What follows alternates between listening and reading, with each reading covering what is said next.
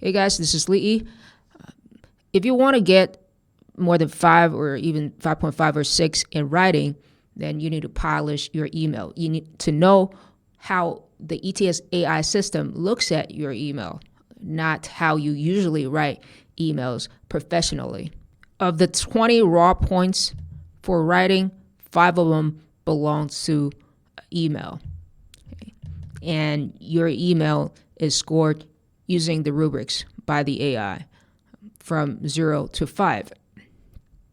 And this is a shared rubrics for email and academic discussion. The only difference is that on the very right-hand side, there's a column called social conventions. That is, for email, you have to consider the politeness. For when you're writing to your teachers, you're writing to your friend, then you don't have to be, okay? So let's quickly look at a 5-point email. So in general, you have enough topic development or discourse cohesion.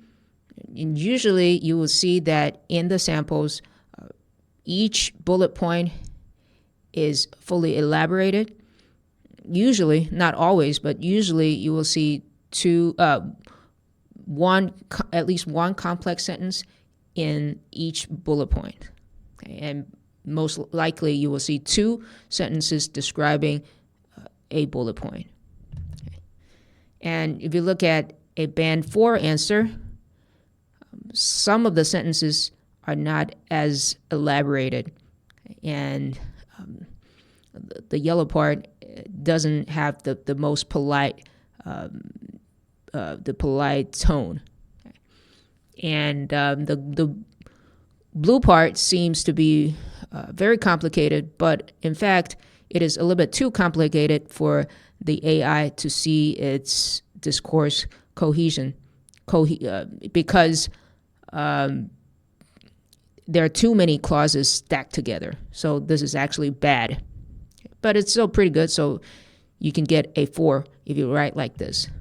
If you look at band 3 sample pretty much looks like how I would write emails in real life. Okay. All the sentences are short because in real life, you don't really have to think about how AI system grades you, right? But again, if you look at the rubrics, it asks for syntactic variety. It asks for discourse cohesion. On top of that, grammatical accuracy and social conventions. So a lot of things are taken into consideration that are not the same as how people normally look at your professional emails.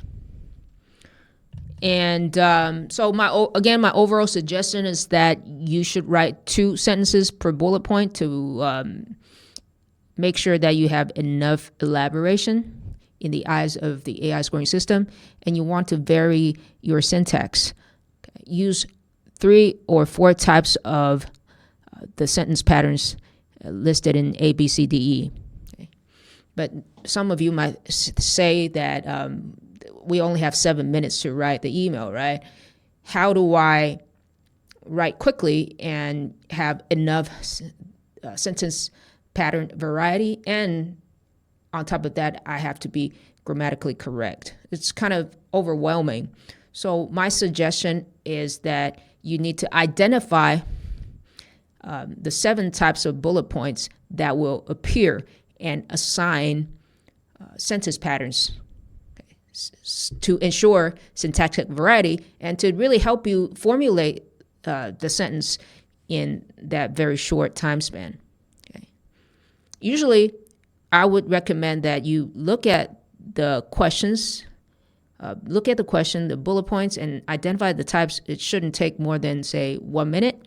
And then you should spend no more than 5 minutes writing it, and then 1 minute to check your grammar. Okay, so you basically have to rely on your muscle memory. That's why we need to practice.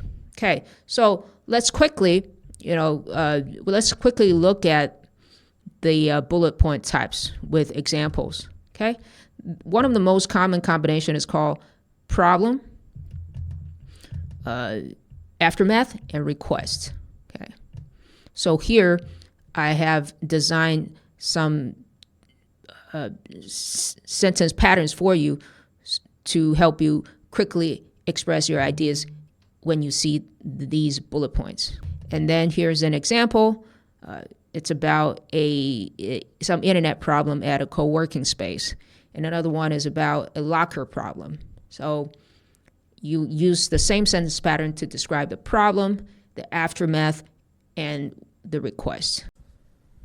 The second group of bullet points is thanks, reason, and suggestion. It's very common when you want to write to a professor or a event coordinator. Okay. They've done a lot, right? So you have to thank them first. Okay. And here are the sentence structures that you can use. Or if you want to be really creative, look at these 5 types of sentence structures and distribute. All right. And here's a simple question. You attended a workshop, you attended a seminar, and you want to thank the organizer or coordinator for something and explain why, and then suggest what they can do to fix it or to upgrade the event's experience. The last type of bullet point is what I call neutral description, comparing to the others that are all either positive or negative. It is pretty much neutral. And you also have sentence patterns for it, right?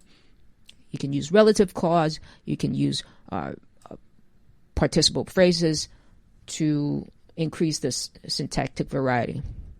Here's an example. It is an email to a friend. The first bullet point asks you to describe the art exhibition and the types of artwork that were displayed.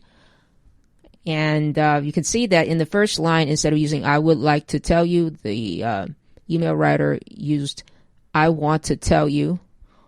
This is because it's an email to friends. So the tonality, the social convention aspect of the grading criteria, the tonality can be more casual.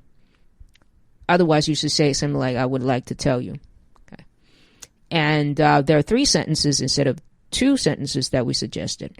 Overall, the AI machine is not counting the number of sentences for each bullet point. It's looking at the discourse moves, and these bullet points kind of guide you to write logically and with enough elaboration. So if you find it very difficult to write 2 sentences for a bullet point, you can do 1 for that bullet point and maybe do 1 more sentence for the next bullet points. And now here are 9 email questions that you can use to practice. For practice purposes, we've labeled each bullet point. You can pick a particular type. For example, the problem, reason, request, I think is 1, 2, 9, and then start from there. Okay. After you're familiar with them, you can try the other type. In some questions, like question number 3, you will see request showing up twice. Okay. And usually for the first bullet point, I would go for a simpler version, like, okay, sort of semi-appreciation, a short appreciation, plus I'm writing to ask you about something. All right, so happy practice. See you in the next video.